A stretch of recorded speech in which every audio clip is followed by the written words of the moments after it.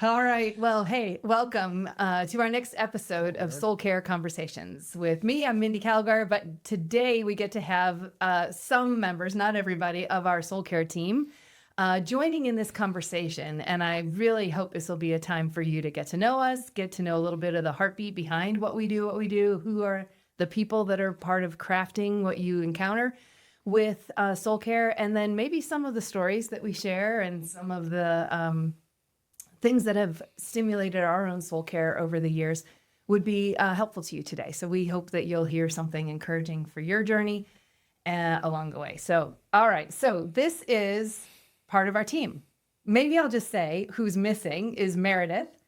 So she's in Oxford. And so we didn't do the laptop thing with her to join in an awkward way, but she's a big part of our team. Avery is a big part of our team as well. And she's not with us at this moment, but this is the crew that week in and week out are really working hard alongside me with our clients to bring the value that you get to experience on the website, through our resources, through our podcasts, through all different kinds of things, different curriculum. So I'm going to introduce them, and then we're going to dive into a set of questions that only one other person has seen. So mystery box. Be ready for the mystery interviews. So Daniel, why don't you start us off just with a little bit. Here's the actual question. You ready? Where do you live? Say a bit about your family. And then how did you get involved with Soulcare, and kind of what do you do with our team? So it's a 4-parter, but you'll meander your way through that. Okay. Yeah. As Mindy said, I'm Daniel, and I live in Kailua-Kona, Hawaii, on the big island of Hawaii. That's the one with the volcano. And family, yes, I'm married to wonderful wife Jess and have 2 lovely kids, Lily, 12, and Zane, who's 9. I always have to check those ages. I think I got them right. We could fact check. Do we do a fact check at the end of this? We can definitely do fact checks. And how did I get involved with Soulcare? It was a LinkedIn message from Mindy randomly out of the blue, sort of asking about the work that I was doing with HubSpot and seeing if I could help. And that was obviously through already knew Josh from our time in Australia together. And so that's kind of got to know the Caliguire and Jeff as well before I got to meet the third over here. Yeah, well, yeah.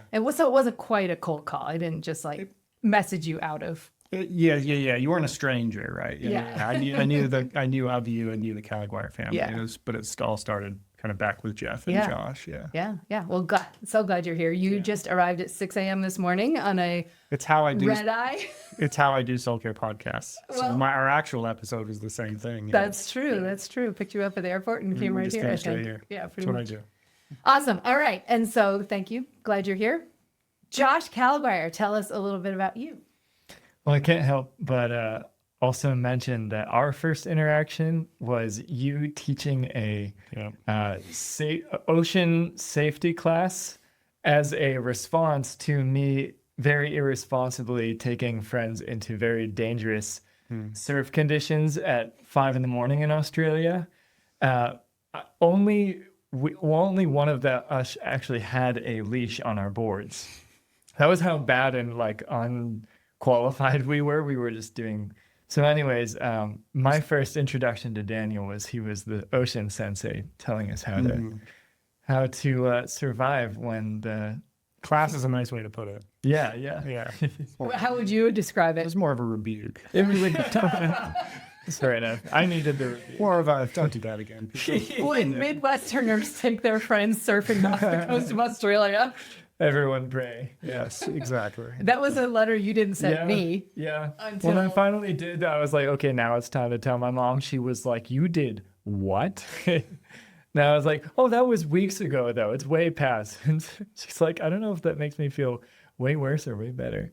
It's all good. So we got past the first impression. Yeah. We're friends. Yeah. So yes, my name is Josh. I am the youngest of the 3 Caliguire boys. Mm-hmm. And my current domicile is I live in Mexico in the West Coast in a city called Mazatlán. And my wife Gertie and I, she's from Canada, we've been there since 2017, which we will be passing 10 years in January that we stepped on that plane and started our time in missions there. So Throughout the last, let's say, 3 years, I've been involved with Soulcare, and has been a cool mix of having a missions context in Mexico, but then being able to also understand the sustainability part of missions. And so I love the whole conversation of helping people that are on the field, that are doing good work in the world, and just considering, how do we do it long term? How do we make sure that we're doing it from a good place? Because I've seen where the work continues. I've seen when all this good work happens, but the people behind it start to, their own souls start to lose that sense of connection with God, or, a sense of wellness. And so I've been honored, I think it was a couple of years ago where Jordan, who is Daniel's brother, basically referred me to you guys, saying, I actually think Josh, have you considered your son Josh as the right person for this? And True story. she's like, well, I hadn't really considered that before. And so, it was perfect timing. I jumped on the Soulcare team after my wife and I had taken our first sabbatical. And it was just kind of like a cool thing to experience deep rest and experience that care of the soul, and then being invited to help others do that. And so it just was a beautiful journey. And one little part I'll mention is somewhere along the way after my missions training with YWAM, I stepped in and started doing tea ceremonies in a Chinese tea ceremony place in Boulder, Colorado, of all places, just after my, kind of conversion to Christ as an adult. And so it was amazing to just add tea to the mix of hospitality and serving people. And so just going to introduce also our first tea. And so it's great. a dark oolong. And so expect some notes of cinnamon and honey. And where would said oolong have been grown? Said oolong was grown in Fujian, China, which I've never been to, but is a bucket list item for me. Yeah, you'll Just to be in the tea fields in the middle of nowhere. Yeah. You have, like everything you fall in love with, you become an expert with it and a master yourself. All right. So I'm Mindy, and I live in near Boulder, Colorado, and have been working with Soulcare for a long, long, long time. Very, very gradually, while doing many other things with my working hours. But in only the last 4 years, it's been kind of amazing. Daniel's been the longest of this team, except for you guys advising here and there, like during the pandemic and stuff like that. But Daniel coming in a full way 5 years ago now. 4 years ago is when I stepped full time into what Soulcare is becoming. And so it really is a bit of a moving thing for me to be bringing all of you into this conversation as we're stepping into this next season in our organization. So John, introduce yourself. Where do you live? How did you get involved in what we're doing? Yeah. I live on the North Shore of Oahu. I am Mindy's middle son. So Josh is the youngest. I'm the middle. We have an older brother named Jeff. My wife, Gabrielle, and I live on Oahu. I have been involved for, I guess since the pandemic was kind of the start, but it's been kind of a gradienting more and more engagement since then. I, for the longest time, was just a videographer and photographer and just loved the visual arts, loved creating. And so I was helping Mindy record rudimentary versions of podcasts and speaking videos. And I don't know, she's always been very reluctant to be public, especially on social media, and rightly so. Social media is there's a lot going on there, but I was always I'll be down to go push Get you out there. over there, which I respect, and I think that's the way it should be. And I kind of nerd out on social media. So anyway, around 2023, I started doing my own freelance social media management.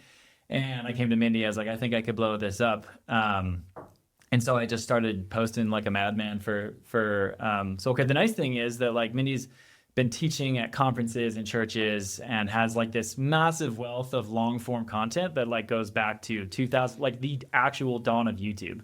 If you Google Soulcare on YouTube, the first results that pop up are from 2009, which is the actual second year. Daniel's we need to get rid of those. No, they're awesome. Honestly, we should actually recycle those. It'd be kind of cool to be this was Mindy in 2009. But yeah, so anyway, I came in and started posting some of that old stuff, and then started helping her work through a content strategy to bring out some of the new things that Soulcare had been working through. Anyway, yeah, I do social media stuff. Am I missing Right. any? No, I think you hit all the main Great. categories, and you actually landed on one that we escaped from either of you guys. Did you say what you do with Soulcare now? I didn't think No, so. not really. Who wants to go first? Oh, what do I do? Yes, all kinds of things. I was originally the email guy. That's true. That's you Not were, really, but in a few different contexts. I always joke about that because I do a bunch with email. Yeah, but overall, I've kind of been working with Soulcare, helping develop our communications as a whole, especially in the marketing area and category. So I'm our chief marketing officer, and then also chief technology officer. So Yeah. if you already have or get a chance to listen to our podcast, you'll hear my story a bit just in brief, as I'm just really passionate about using technology to get important messages heard. And so I loved this. It's just been an absolute privilege to be a part of Soulcare and do something like help and serve this message get heard by more people, more of you who are listening to this podcast. And so, yeah, that's what I do. Yeah. Does that make sense? It's been a huge blessing. Of course, yeah, it does. And it's true. To have such, in all three of you, such strategic minds being brought to serving our global audience. So it's been growing considerably since those first Instagram things we did back during the pandemic. We're like, oh, can we just read a Bible verse for people and in the backyard? It was great. Okay, so how about you, Josh? Well, I remember one of them was do you remember we used to post the table question during COVID? Because everyone was like at home. And so we were like, how could we help people have meaningful conversation at tables? Yeah. And so like Soulcare was just like posting these like daily questions at the table for everyone. That was really special. It was good. And we were doing it under our own roof as well, as we were all living. Yeah, right? Yeah. Yeah. Some of them were like, well, we just had this last night, so it might be good for someone else. Yeah. So most of what I've been doing for the last few years with Soulcare is just relating to all of the people that we engage with. And so I've had more of the front-facing role of being able to help people explore, and discern what they need, especially like, let's say for individuals, but then also for organizations, helping organizations consider how do I help my people thrive? And so what's been fun is I think both being able to be in contact with all those people and serve those different needs also gave me an ear for what we need to create next. And so, for example, the Confronting Burnout course, or our sabbatical resources, it was fun to listen to all of these leaders in different churches and organizations, and then start to work with our team of the creativity aspect. And so if people have done different retreats or downloads and stuff, a lot of work and effort went into, I would say a lot of it's still been collaborative, but it's just been fun to do the creative piece of, asking what is most needed, but then also what is most accessible. And, sometimes people can perceive Soulcare as like, just another thing on their plate, but it's actually it's those practices that actually open up space in their heart and their life. And so making resources that feel possible and accessible for people. And so it's a huge value. It's been a delight. Yeah. And you have really, because of those conversations you're having with people all the time, either by email or at events or in person, you many times have come in the, like the burr under the saddle is the image I always get when Josh is like, yeah, we got to change how people experience the end of our assessment. We got to and he would just keep nudging. We got to change this. We got to have an improved experience. And nobody was ever against the ideas, but in terms of prioritizing what we do next, you've had a strong voice in how we organize that. All right. So maybe while you're still thinking, although you're pouring us our next pouring, is that what it's called? Yes. It is pouring. That's what I thought. Okay. Pouring the next pouring. Maybe each of you guys could be thinking about, like, what's one story of somebody in our mailing list, somebody who you've met at an event, who your interaction with someone in all the people we serve, it really stands out to you. Like, do you have a story of that, or hearing of the impact of a mailing that went out or something like that, something in social media or a course, whatever? Anybody have a story that comes to mind?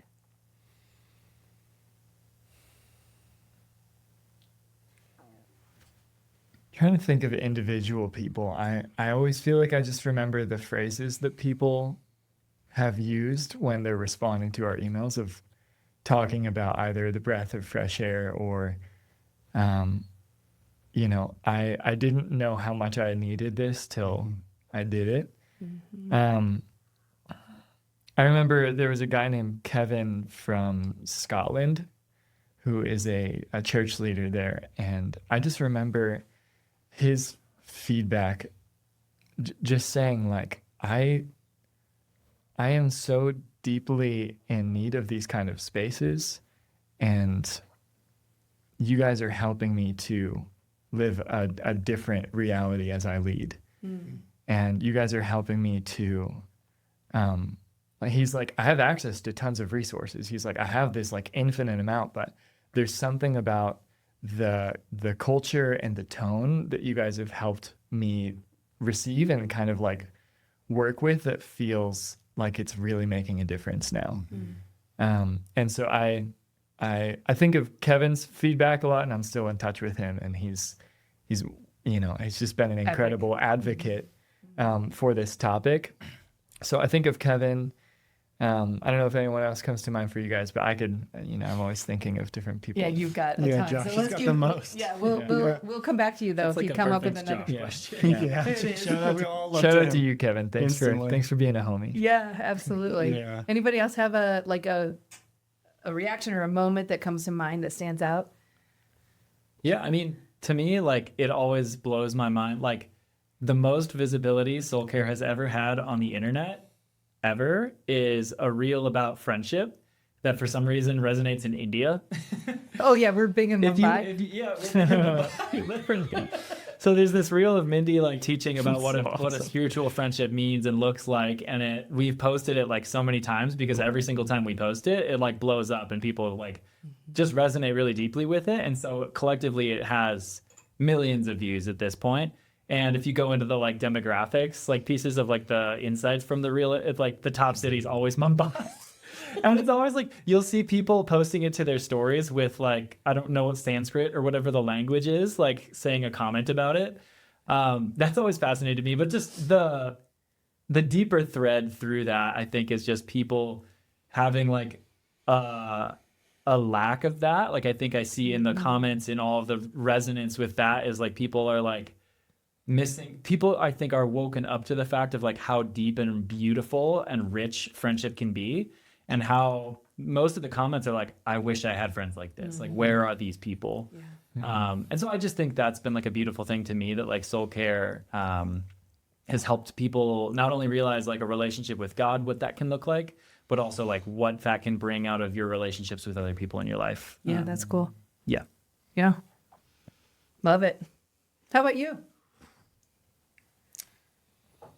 I think I kind of was getting similar to what Josh was saying, not his specific story, but kind of thinking and considering the volume of the email responses. Like there's just so many, but then there's these real clear threads that continue to come through. And especially like, oh, this just was exactly what I needed in the moment. And that made me kind of think of being a part of Soulcare for as many years as I have now.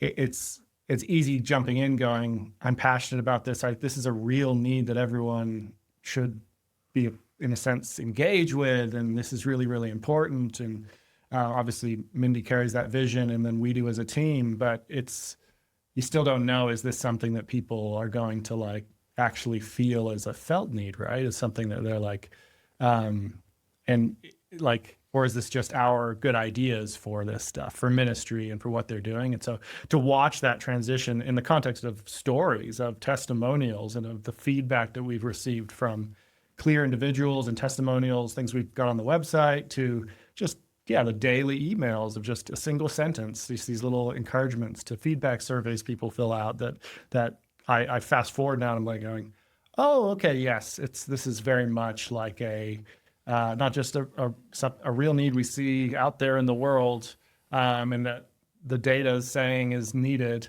but there's actually real people responding saying, hey, no, I'm feeling this, and what you're doing is helping that, right? I remember you saying that when you first got involved. You were like, well, you didn't tell me this. Years later, you told me, Oh, did I? like, I'm happy to help. I see what you're doing, and I think it's important. But jury's still out on whether or not people will recognize that they need help with this. Yes. And I remember over the last few years, you've been saying, hey, I'm seeing now that people not only value this, but it's getting to the point where they're starting to make decisions about this in their own life. And that was encouraging. Did you have another story too? Yeah, I did. I just thought of a conversation I had recently with a woman named Becca, who is she's a children's pastor, and has just been like an advocate in her church and her community for the topic of soul care, and like just is an advocate for her staff, because she realizes the weight that everyone's carrying, and she realizes the obviously it gets like, yes, the impact, but also like just the intensity of these church staff that are giving so much of their heart and soul to these people they're serving. And she recently let me know that they had taken the soul health assessment for their whole staff team. And, the soul health assessment, once you're taking it, you're asked questions that you've probably never been asked in your life, or never been like so upfront. And people feel a sense of like, okay, like if this is anonymous, I feel like I can really share exactly how I'm doing right now. And like, maybe this could help all of us to be in a better place. And what really marked me was she just said it opened up a whole new culture and conversation within our staff, that there was this vulnerability, and she said there was this empathy that opened as people started to discuss this topic, and feeling like there was this permission of talking about their own well-being in the midst of their work. Just sometimes you just want to, let's just talk about work. You take care of yourself on your own time, and we're just going to show up ready to go. And I feel like what she was communicating was, she was like, this was helping us all take ownership that we can address this topic and imagine a different future together. And she just said, so cool. When they read out the results, they got to see like the aggregate results for the whole team. And she just said some people it evoked sadness or frustration, but for some also hope. And she said, like, being able to actually look at not just the metrics of like our success. What are our goals? Are we hitting we're always talking about our goals. We're always talking, what's our next mountain we're going to climb? And as a group, like, that's very motivating. But for a whole group to look at what's our interior world that is truly sustaining the work we do, or should be sustaining, or not. Exactly. So anyways, I just from her feedback and just from her sharing that was just a really good indicator for me of like, okay, this, no matter if it may feel taboo at the beginning, I even remember back in the day when soul, like even the term soul was very mystical, but bringing this front and center and saying, hey, our work is not just this input output. This is a deep drive of like our hearts with God, our hearts with each other. I think, her feedback just was very marking to me of just saying like, this opened up a new conversation that has big implications and is needed. Yeah, that's good. I think for me, if I'm answering my own question, one of the things that has been encouraging that I think I maybe have told you guys as well, and anyone listening might be interested as well. Again, I've been doing the work of helping people think about the well-being of their soul, especially in the context of a high missional call. So this intersection of leadership and formation for many, many years. And for a long time, it really did seem like, you're a voice crying in the wilderness a little bit. Like who wants to come to a workshop option at a major leadership event that is about possibility of burnout or soul neglect or whatever? Wow. Yeah. I had to try to write them in such a way to trick people into coming. Yeah, right. Are you going to the burnout class? Are you going to the burnout class? Nobody wants to come to the burnout class. But in any case, people did. It was all good. That's But such a good point. I had to be careful how I wrote it. Yeah, right. But recently, like in the last, certainly 18 months, but even I would say in the last 6 months, I have had more and more conversations with organizational leaders at some pretty high octane environments that I respect, that we all would know of these ministries and honor the work that they do in the world, and the well-being of their staff, the vitality of their global team or local, whatever it is becoming an active conversation in a way that it has not been the case in the past number of decades even. And so I just also want to say that to encourage anybody who's actually starting to activate those conversations in your context. You're not alone, first of all. It feels brave probably to bring it up if it hasn't been a conversation. But there are many, many organizations right now that are considering this. You know, we have enough data that there are burnout levels that are rising, et cetera. So good that we're all paying attention. But I'm excited for organizations and us being a part of it, and many other organizations too, but getting on the prevention side and really introducing a new way of life, a new way of working, so that the work you're called to do in the world, which is all super important, is correctly sustained, as you were referencing. Yeah. So it's a very active conversation in a lot of the settings I'm in right now, and that's, I think, encouraging. It shows that the conversation has matured. I have a question. What, both to you and to Daniel and John as well, where have you guys seen people winning in this category that are really prioritizing it and seeing something good come from it and something different coming from it? Because obviously, you know, it is, let's say it is like this kind of this rising conversation, and it sounds like there is momentum behind it. Where have you guys seen it play out? Where you're seeing, you know, organizations or churches say this is a top priority. This is not just like a thing in the back, but we're bringing this front and center. Where have you guys seen that? I just want to shout out the House Established real quick, which is my friend Joel Lowry's church on Oahu. The pastor there, his name's John Termini. Really cool guy. He recently did like a really bold play with his entire staff where they did like a 2-day retreat at Turtle Bay on the North Shore. They got Turtle Bay to give them like a super discounted rate. And then they also like, I think, sponsored half of the night's stay for everyone. That's awesome. So like their entire staff, which is pretty big, all stayed together at this like dope resort. And then they spent time just like kind of had some spiritual practices that they were doing, had some time to like get together as staff, get some vision going. Like, I don't think it was purely just like rest and Sabbath type vibe, but it was definitely a play to like, let's make sure we're taking care of our staff. And I just respect that a ton. I just know that that's like expensive and it's like a crazy investment to do that. But I just really respected that. And it's just a church that I'm like, yeah, it's cool to see a leader doing that. That is good. Great example. Did you have one too that you were thinking of? I have an example of specific organizations or even like major shifts or major changes, but like definitely in some of the organizations I work with, while I would hope it would be further or more radical, I am also encouraged by like even just the subtle shifts. Like it's like that even, I think sometimes we're like, oh, it's got to shift to where everybody now is able to have sabbaticals and at this amount and they can do this and all our staff teams can go to Turtle Bay, right?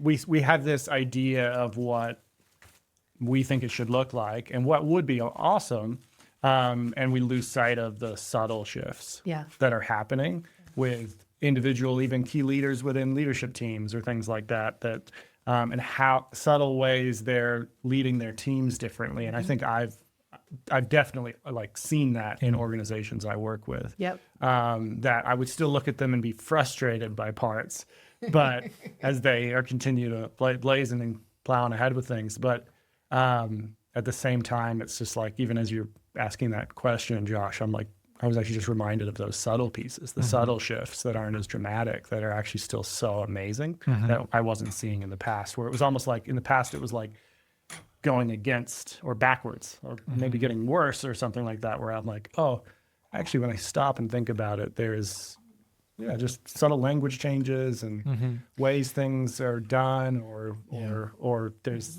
at least a little more break or rest or sort of freedom to do things differently in how we work. that is obvious. Yeah. It's a culture thing, right? And Yeah. so it's like, it's not just how you're structuring stuff. One of the things I always loved is like when you talk about how culture is not like, you know, our values that we write down, like it's the felt experience. And I'd be interested to hear like also like how you see culture changing, not just like, oh, if we structured this in, and obviously structuring in is going to be helpful. But yeah, I feel like culture is an interesting element of kind of like what it actually feels like to be a part of a team or to be a part of a movement or a mission, and what the culture either celebrates or kind of like quietly condemns or like says like we don't do that. Yeah, what do you guys think about that? Well, yeah, I actually wanted to touch base on one thing that Daniel said, and then hopefully I can get to that, because that's a really good question, because it is a culture thing, all these things that we're talking about.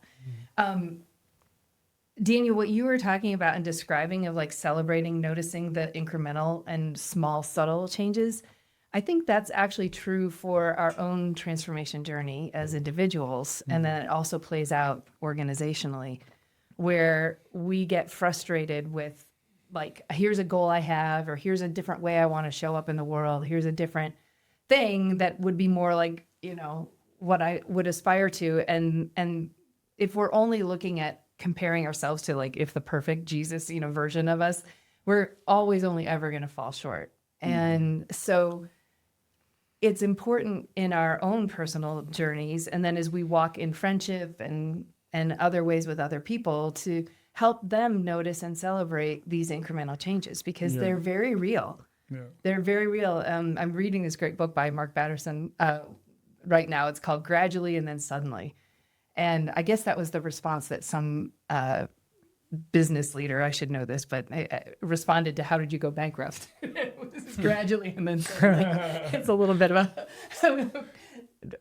a word to the wise, but he's flipping it on its head and saying, this is actually true of a lot of things, that things happen quite gradually, and then all of a sudden they emerge in a way that you didn't recognize how that shift was emerging subtly along. Anyway, so I just thought that was kind of interesting thing that you're noticing in a team or in an organization, but that, you know, that's true of each of us personally as well, where we can kind of lose hope if we only think about perfect, whatever that is. So the culture idea, I love when people can report in the culture of their organization, and I have heard stories like this, where it is becoming okay to show up as you actually are. In many Christian settings, churches, ministries, nobody set out for this, but we've ended up with a culture of pretense, that showing up like your marriage is all great and your kids are all great and everything in your life is all great.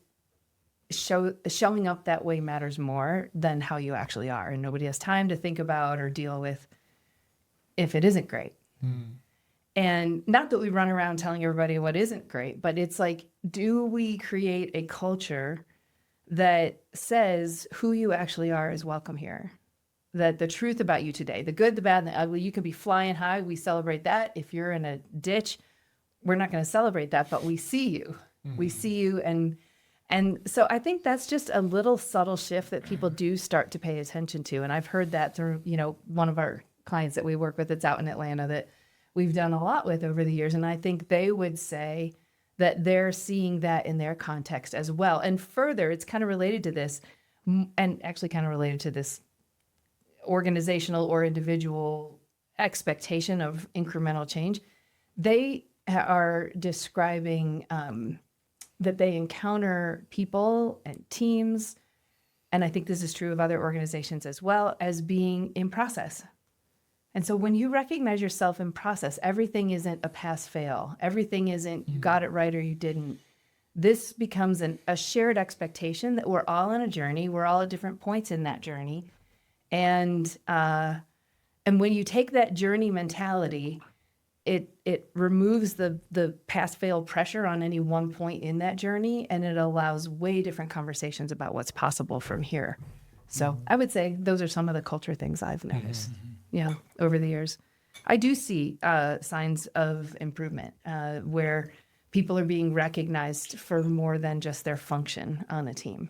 That you're a human person, that you have strengths that you bring that are even outside your actual work. And so I think I see lots of those. Yeah, there's definitely like a real temptation, I think, for churches to see themselves, or maybe not see themselves, but behave as machines, where it's like, it's numbers, it's a business, it's like, we're growing at this rate, we got to keep hitting this. And it's just like a church, it's just like, it's incompatible with that in so many ways, you know? And even like actual businesses are in a lot of ways too. It's like humans are just not machines. We're just not input, output machines. Like there's so much going on. We're not cogs in a right. Yeah. machine. And especially in a church context, it's just like, I think that mentality of like, you just exist here to serve a purpose, and basically treating someone like they're an employee at a company, which in some ways they are, but there's just such a layer of depth that you kind of miss with that I think needs really to be brought to the conversation. For a long time, the topic of human resources was like the thing that most executive leaders hated to have to deal with. It became its like sort of own, what do they call it? Like some industrial enterprise part of the thing. And there are a lot of laws that relate to HR and the things you have to make sure you're doing right. But it had lost a lot of the vision and heart. And I think that's why you see a lot of people in executive leadership now having a title of people and culture and things like that often HR kind of still reports up into.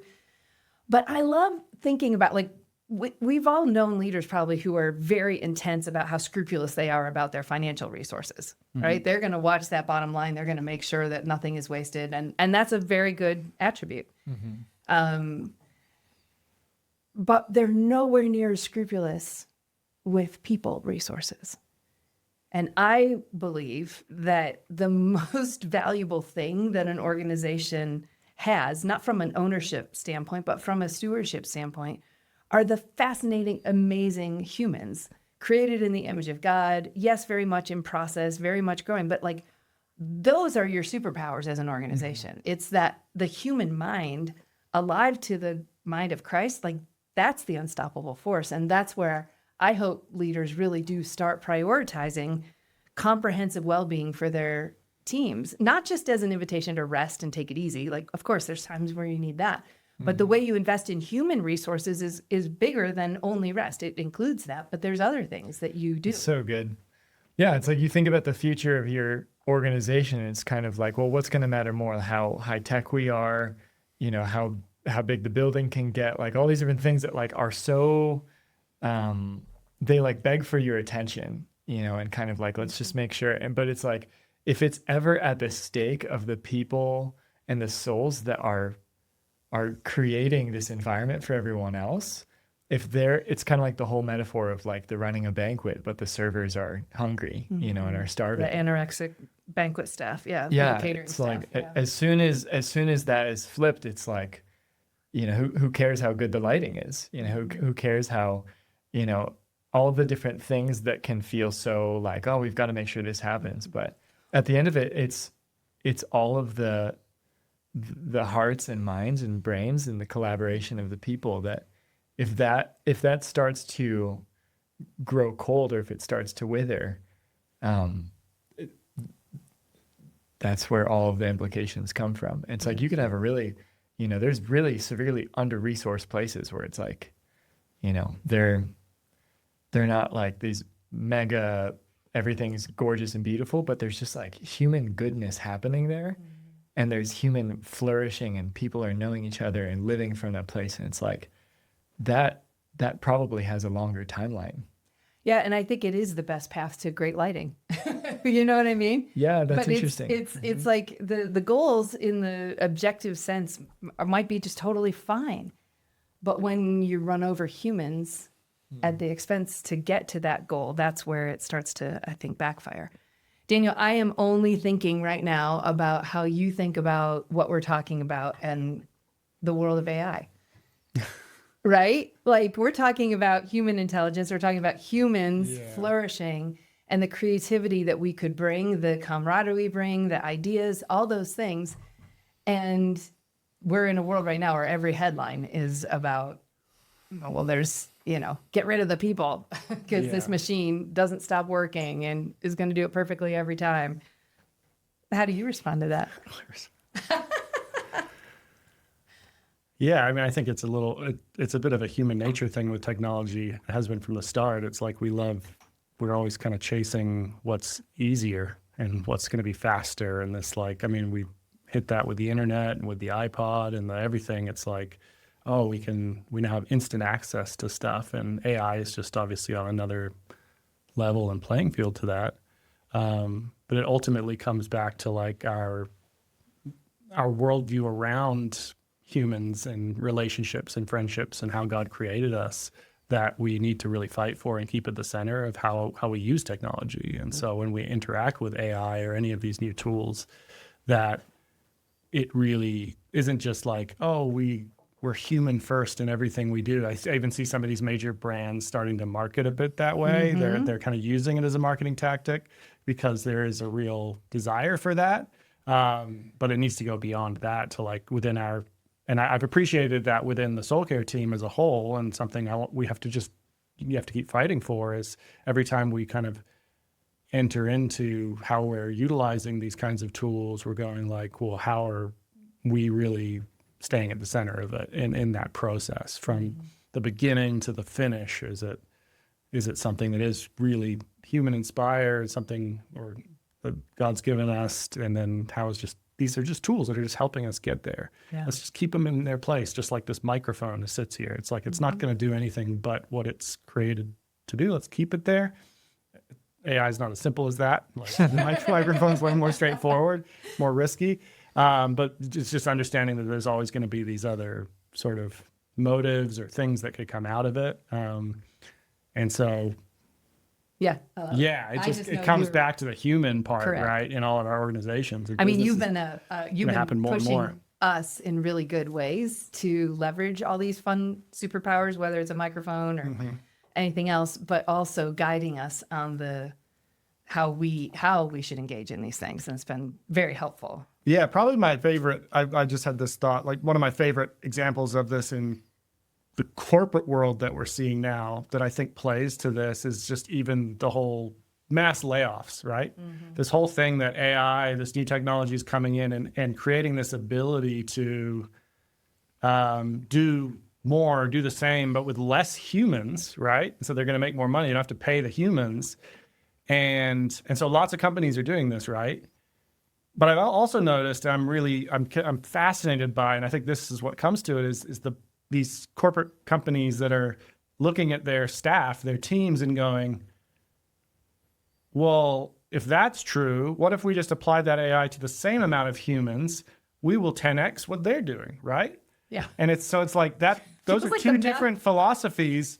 And I like this one because it's like, I wish I had my facts straight. I need to write down the notes of the story. I think it's IKEA is one of these big companies that did this, that they looked at their entire customer. Obviously, AI has done a lot in customer support for basic sort of support tickets, like how do I do this? What screw do I need to put this together? Yeah. This is missing. You don't really need humans to answer some of those basic questions or get quick guides to put things together that they lost. And so it's like, yeah, most companies are firing those people. They're just letting them go. And it's the big fear around society right now. Oh, AI is going to take my job. But IKEA did something completely different. I don't, again, have the facts in front of me. That'll be for our fact check episode, right? Afterwards. But they redeployed them, in a sense. And they said, no, we're not going to do this. Now we can actually do more. And I think it goes to tell, like, I think when you invest and double down on humans being awesome, and the technology is just used to lift that up. Yeah, I think those are the companies that are going to lead into the future from the biggest corporate scale. And I think that then comes down to the smallest teams, and even for us as individuals. If you keep looking at it as like, how does this help the humans do more versus like, how does it help me do less? AKA passive income, retire on the beach, right? That's the ultimate kind of thing, which we know is like miserable. Like, no, it's a nice idea for a vacation, but no one they just want passive income. And it's this idea of doing less and doing nothing, which is being less human. Less human.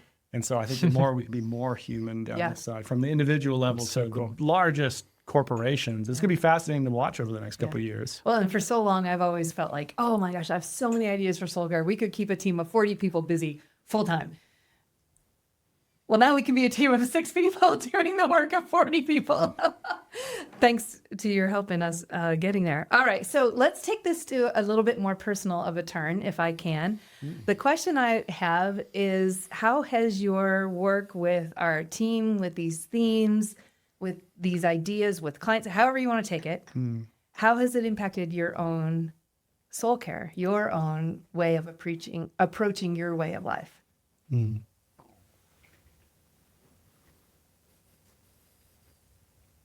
I'm not going to call anybody out. You guys can just.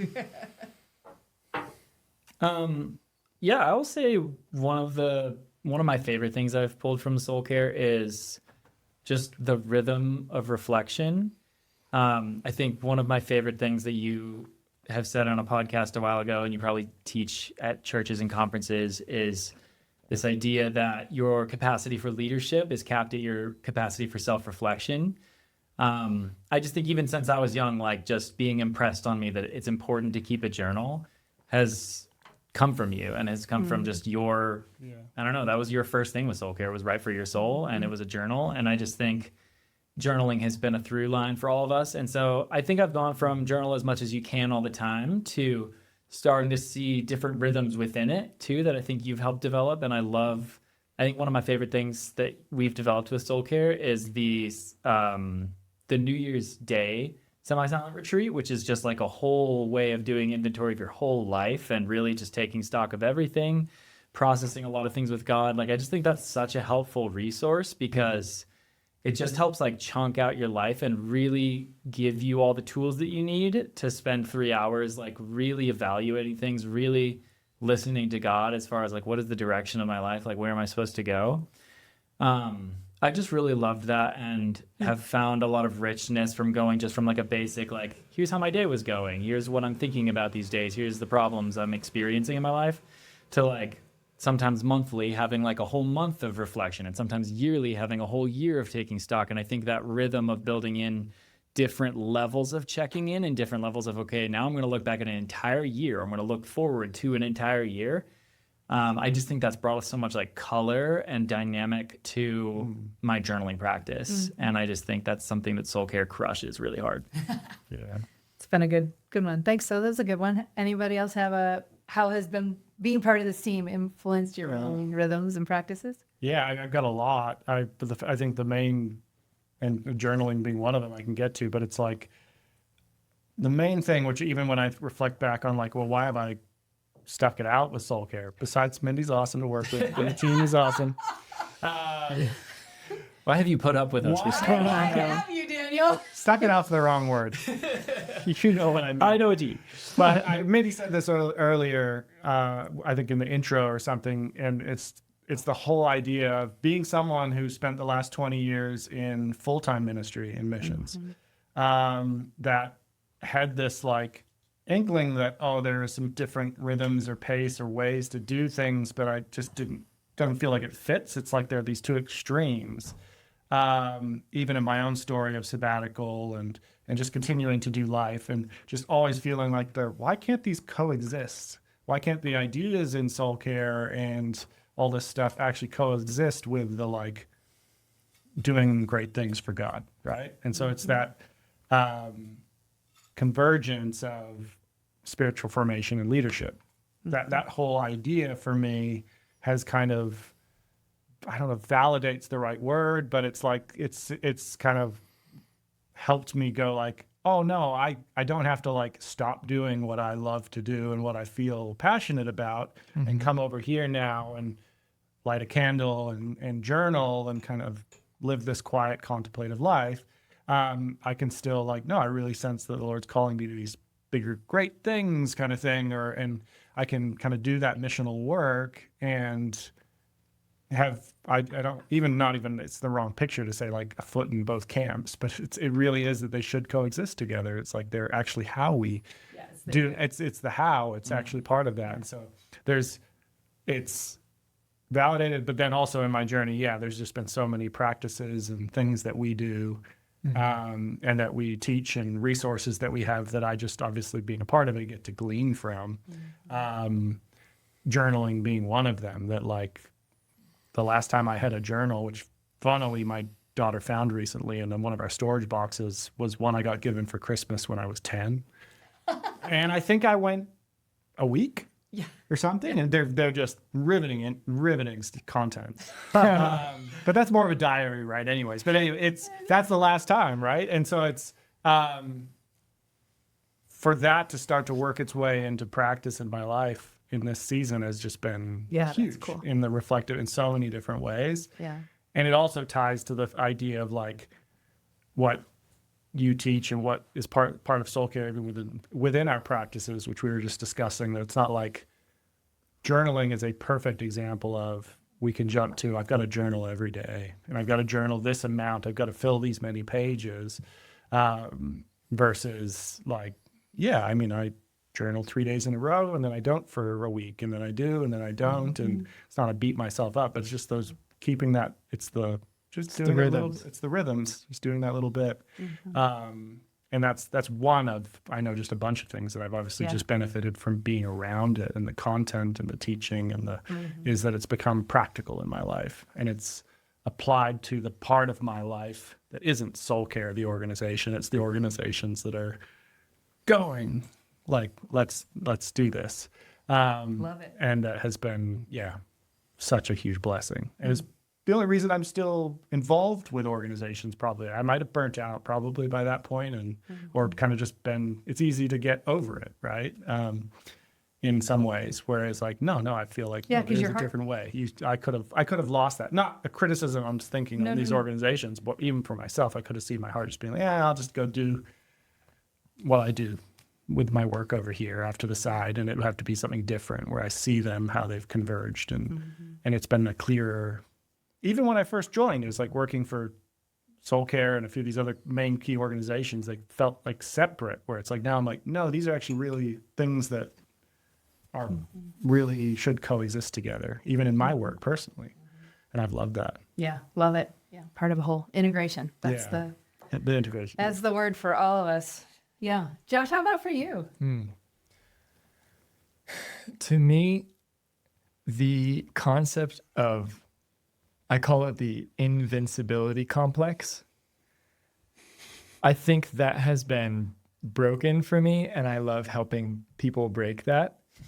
It's the performance model where it's just, as you said earlier, it's easier to just kind of go semi-known and maybe in the short term, but I would say I have observed over the years, and I've seen this a lot in ministry and in leadership, is that the higher up people go in responsibility and job titles and stuff, they feel like they have less excuse or ability to say when things are difficult for them and articulate, I need help. I think when no one's like looking to you, I think that might be a bit easier, but I feel like when the pressure's on and when you're holding lots of weight, I feel like almost to be supported and it feels vulnerable, or it feels, I think you'd almost just want people to assume that you're fine, and you want to assume you're fine, and you know, it's just when that's not the case. I think in my own story, I wasted a lot of time in my life not bringing everything to the table in my own invincibility complex of kind of like, oh, I have all these reasons why I should be okay. I should be fine. And when I wasn't, I didn't feel like I was giving myself the permission to be someone that needed help, or be someone that needed assistance, or be someone that needed to ask for aid. And so the metaphor that has really spoken to me is this metaphor of a bridge. And on the bridge, bridges are made to take you from A to B, but also they hold weight. And a bridge is only as good or supportive as the stuff underneath it that supports it and holds it up. So for me, I think one of the biggest impacts has just been like the word permission, like giving permission to say, no, you hold weight. You do a lot of good stuff in your life. Your leadership matters. Me holding up my family, me being able to sustain things, and like I do this and I do this, and understanding like what's on that bridge that is that I'm supporting, but then asking what is supporting me. And I think especially for leaders, when they're really faced with that question, they'll realize that the amount of weight they're holding is not like the mathematics are not working for the life underneath them that needs to be there to hold that up. And so, just that word permission has felt really meaningful for me. And I feel like through working with Soulcare, I get permission to make sure I have those places relationally and spiritually and in my practices, that's like a key part of me holding the weight, is that what's underneath it is critical. And I shouldn't just be trying to pretend like I don't need anything underneath because I'm just awesome like that. But it's but it's actually part of how we're made. And so if I want to hold more weight, every time I do that, I have to consider what's going to come under that bridge so that I can do it from a good place. Something that really has marked me in the last couple of weeks is I've been a huge fan of Alex Hormozy for a long time. I think he's kind of the business goat. And if you study business, if you want to learn how to manage people, grow something really big, he's the guy. And he's kind of always been known as kind of the just destroy work-life balance, grind at all costs. The only people on my team are people who don't care about work-life balance. That's been his thing for a long time. He's we're just killers. We're just going to go out and build your margin, all the things that your people need to do to take off and rest. That's our business's advantage because we don't need that. Oh my God. This dude is an animal. Maybe that's why I don't hear his podcast. Well, in his defense, he's won't show up in your wins. algorithm. He literally he broke the world record for the world's fastest selling book. He sold over $100 million worth of his books on a live stream in 10 minutes or something like that. Yeah, well, I've not done that. That's for sure. No, he's insane. He's the GOAT. But for such a long time, there's been this missing element to me with him of listening to podcasts where he shares a really interesting story on a podcast where he talks about when he was helping gyms launch. There was a guy in one of his gyms who was one of his staff, and he worked kind of an entry-level position. He promotes the guy at one point, and the guy kind of doubles his time, doubles his responsibility, and doubles his pay. And within a few weeks, this guy comes back to Alex and he's like, hey, can I have my old job back? And Alex is like, what? And the guy's like, yeah, I just enjoyed my life when it was simpler and I didn't have to do this. And he's like, well, you're doing so well here. You're doing amazing. Don't you love this? And the guy's like, no, I just kind of enjoy, I just had enough back then and I enjoyed that. And Alex is like, I think that guy is farther ahead than I ever will be. Wow. So that's the first story. Crazy. So I heard him tell that story. I'm like, dang, Alex is going to hit a wall. There's going to be something eventually where he cracks. And last month, I think it was, he was on, he had Tony Robbins on his podcast. Yeah. Tony Robbins is an amazing coach guy, just this full of bombshell of energy and we're going to change the world. I haven't listened to him that much, but he seems like a cool guy. Alex has him on his podcast, and basically he comes to him, and on the podcast he shares that he feels no happiness. He's like, all that I value in life is suffering because I know that suffering produces these outcomes that I want. And he's like, I just will sacrifice anything. And he's like, I feel nothing anymore. And it's this really crazy, vulnerable look at Alex just sharing, and Tony just helping him come to grips with the fact that he's so good at this thing that he's kind of the NFL player who's won the Super Bowl and is now empty, And Tony has some great wisdom to offer.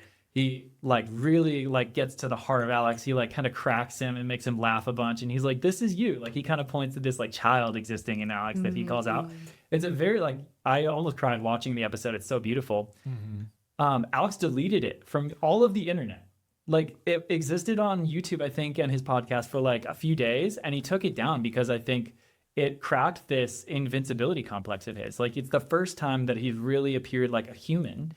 And to me, it almost gives more credibility to him. It makes me want to learn from him more, but he sees it as threatening to this, I'm the guy who knows everything, I'm going to crush it, which maybe it is a little bit off. If that's the brand he's going for, it's off. It's definitely off brand. But that's just, it really fascinates me. That's a fascinating story. He's really the father of such a generation of younger guys that are going after business, going after leadership and all this stuff. And I don't know, I think in some ways it just speaks even more to this need of people having these kinds of conversations where it's yeah, go kill it, go crush the world, go achieve all your dreams, and then realize even once you get there that it's it's not what you're looking for. And I think that's such a cool part of Soulcare is being present to the whole journey and enjoying life with God, enjoying the people in your life, and getting those huge goals, but in the, like being present to God the entire time. Yes, I just yes. love it. So, Well, and that makes me think of somebody famous said something about not gaining the whole world yeah. and forfeiting The yourself. definition of Yeah. it. Right. Anyway, what were you Yeah. saying? Well, I remember you've had some really insightful stuff just about those two different archetypes of the candle lighters Yeah. and the jet fuel drinkers. And I think people resonate with that. They normally find themselves in one of the camps. And it'd just be fun to hear, like, what is it about slowing down or, like what do you feel like is inside of the head of someone who's trying to both hold up a great vision and trying to do the best they can, but then the blind side of them not seeing soul health and then not seeing sustainability. What is it about the candle lighting that makes people roll their eyes and just makes them go, oh, whatever, that's not for me. I don't, I think we could all dismissive- contribute to that. Yeah. I'll offer a thought, but I'm guessing Daniel has an idea too. I think so. Lighting a candle being a metaphor for somehow slowing down, paying attention to your interior world, reconnecting mindfully. Like, where is God in this moment? How am I responsive to God in this moment? Like, Can be perceived maybe as like the more mystical experience of contemplative, Christianity. mystical, all these things. And there are some people for whom that is true. Like when they light a candle in the center of the room, they'll be like spiritual directors will often light a candle and acknowledge this as a symbol of the Holy Spirit with us right now. Like that's a cool, beautiful reminder. So there is that side of things, but I think the reason it's resisted is like, who's got time for that? That's not strategic. There's 5 other things that could be getting done. There's emails that need to go out. There's work that needs to be done. There's all this stuff, and there's no way in a certain mindset that sitting silently with God for 10 minutes it's just not productive. There's no outcome. There's no fruit of it. Taking a 3-hour half-day retreat once a month, just slowing down, paying attention, reflecting on the past month or that kind of thing. It's like, who's got time for that? Yeah, If I was 3 hours, it should only be, whatever. I was just with a woman who we were doing like a practice of like retreat time with her team. And she was like, I have so many emails to respond to right now. I know they're piling up. And people feel that. They do, and it's a heavy weight. It's not that weight isn't real or that those emails don't matter. I just think we've come to a point where we think it's an either or proposition. And in the moment, it feels like either I'm doing this or I'm doing this, but we lose sight of the fact that I'm an entirely different person when I'm returning from times with God like that. My capacity for discernment, my wisdom on how to hear God's voice in responding to that one email. The actual production matters way less than if I'm alive to God. The smartest person in the universe is so eager to provide me strength, guidance, discernment, ideas. But we run the risk of, by not lighting candles, figuratively speaking, by not choosing those things, we lose touch with God. We lose our ability to hear. And that, I was telling Daniel on the way we were driving over here. It's like, that's one of my biggest terrors, is the thought that at some point in my life, I remember writing about this. I hadn't thought about it, so we were just chatting in the car. But like, I remember thinking, it's a gift to be able to hear God's whisper. And what do we do in any relationship where somebody keeps ignoring what we're saying? Well, we finally stop talking. And the thought that I could get to a point where I've been like, hey, God, I don't have time. Hey, God, I got too many emails piling up, to the point where I would stop being able to hear that still small voice like that. I don't ever want to be that person. And I think those emails and the rest of the responsibilities I carry are better off in the long run by the woman, the Mindy that's sitting in front of that keyboard, is alive to God in that moment. And if I don't light candles along the way, I'll just keep going and going and going and going and going. And I've done that, as you well know. That's like part of my story. How would you answer that?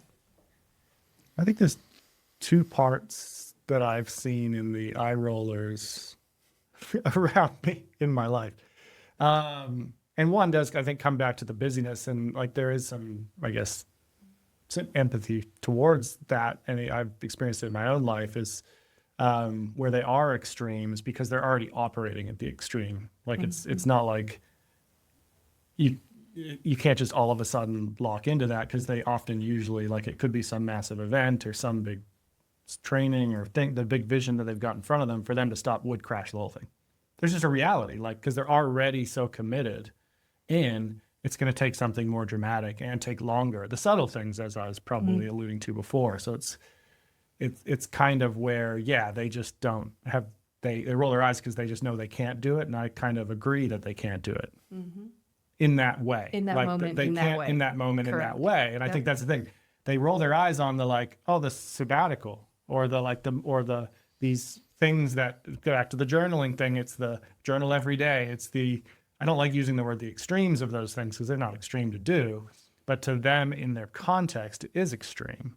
And that I agree, like it really is. So they're rolling their eyes is not wrong. Like in that sense, it's like, but they need to still course correct and thing. The other one, I think, probably what I've seen is the bigger one is, I just don't think there's enough. We're kind of alluding to that, and it's obviously what Soulcare is trying to do more and more, and we know they're out there too, but I don't think there's enough models of great leaders doing these great things while also doing that, the convergence piece, right? They've only been modeled to this model. Yes. So it's like their leaders and the leaders before them did it this way. And the only people telling them about the different model aren't doing That kind of work. that kind of work. And so it's not hypocritical. Like they have great authority in what they're speaking into, but they stepped off being the pastor of a mega church. Yeah. They no longer do this. They now live a real simple contemplative life. They just kind of do what they want, and they're well off now from all kinds of they're just, I'm not trying to allude to anyone, but it's like since their message is so powerful, they have real authority in these things, a number of key voices in that category. But again, they're not still doing it. They're not still leading the megachurch. Yeah. Like if they were still leading the megachurch and had that voice and showed, hey, look at the balance that you can create, you can still do it. And I'm not saying it could be done on the megachurch. That's not a good example, but I'm just saying that they showed that, I know a lot of them are trying, but they showed that there could be a different way of operating like that. That could help that.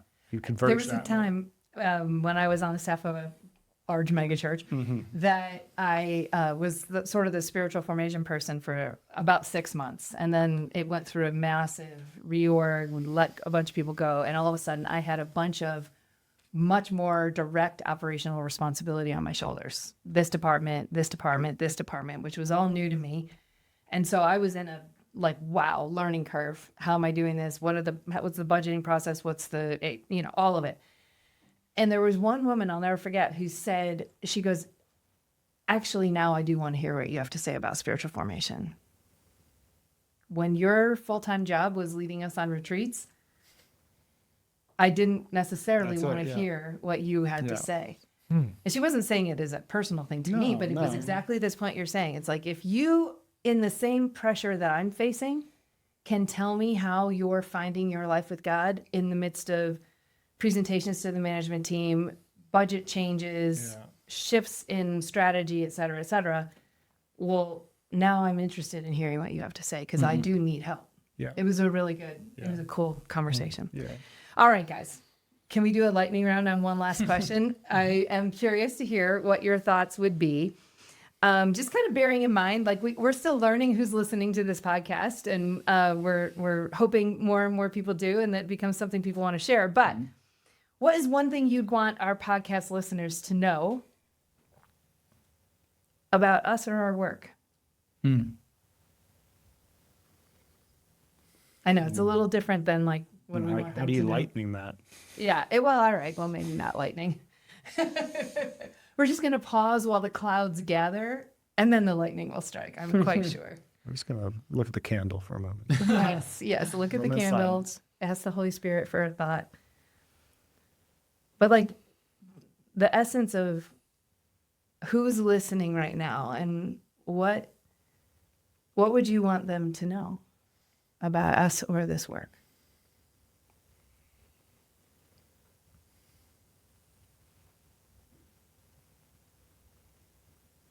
This is maybe too simple, but like we're listening and we want to do a better job of listening.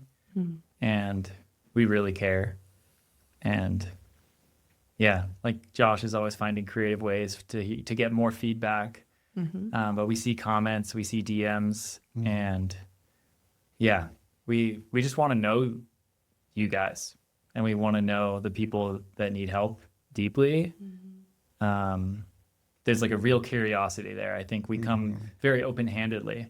Like I think we have a lot of resources and a lot of things that we know are going to rip and like do a great job of like helping people. And at the same time, I think it's like such a cool collaboration, and it's such a cool co-creating with our audience. Yes. But yeah, we just care.